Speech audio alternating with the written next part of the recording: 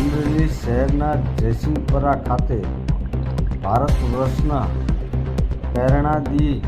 મહાપુરુષોની પ્રતિમાનું અનાવરણ મુખ્યમંત્રી શ્રી ભૂપેન્દ્રભાઈ પટેલ ભારતીય અસ્મિતાના પ્રતીક શિવાજી મહારાજ અને લોહ પુરુષ સરદાર પટેલની પ્રતિમાનું પાણી પુરવઠા મંત્રી શ્રી ઈશ્વરસિંહ પટેલ, ઉર્જા રાજ્યમંત્રી શ્રી કૌશિકભાઈ વેકરિયા સહિતના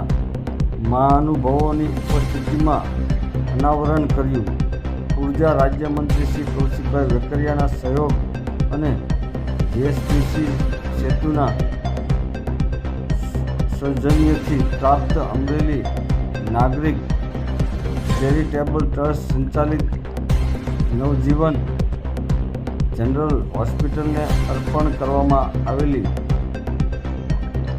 એમ્બ્યુલન્સનું પણ લોકાર્પણ